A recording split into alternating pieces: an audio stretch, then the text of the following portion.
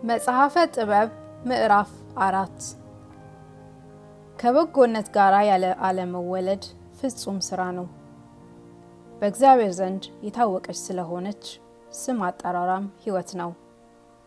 በዚህ ዓለም ሳለች በሰው ዘንድ ያከብሯታል፣ ከሞተችም በኋላ ፈጽመው ይወዷታል። በዚህ ዓለም ኃጢአትን ድል የመንሳቷን ዋጋ የማያልፍ ክብርን አግኝታ በወዲያ ዓለም ትኖራለች። እግዚአብሔርን የዘነጉ ሰዎች ልጆች ብዛት አይረባም። የክፉ ልጅ አባት እናቷ በደግነት አይታወቅም፣ ጽኑ አነዋወርንም አታደርግም። ከልጆቿም ጽኑ ልጅ ቢወለድ ሳያድግ ሞት ያጠፋዋል፣ በሞት ስልጣንም ይጠፋል። ልጆቿ አካለ መጠን ሳይደርሱ ያጠፋሉ፣ ጊዜው አይደለምና ልጃቸውም ለመስዋዕትነት የማይገባ ከንቱ ልጅ ነው። ለምንም አይረባም። ከክፉ ሰዎች የሚወለዱ ልጆችም በኃጢአታቸው በተመረመሩ ጊዜ ለእናት አባታቸው ክፋት ምስክሮች ናቸው።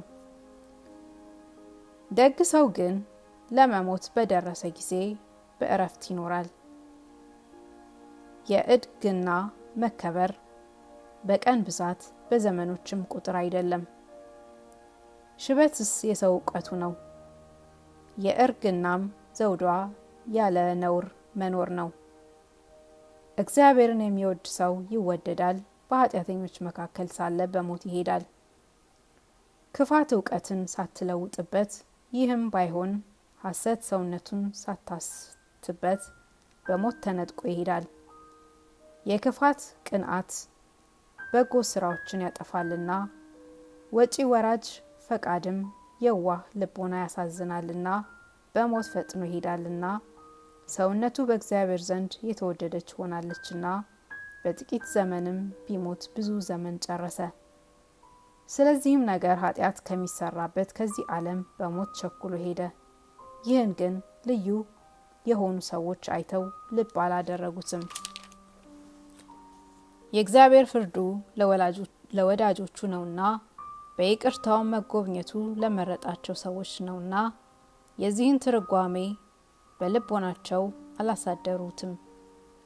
ደግ ሰው ግን ከሞተ በኋላ በደህንነት ሳለ እግዚአብሔርን የዘነጉ ሰዎችን ይገዛል።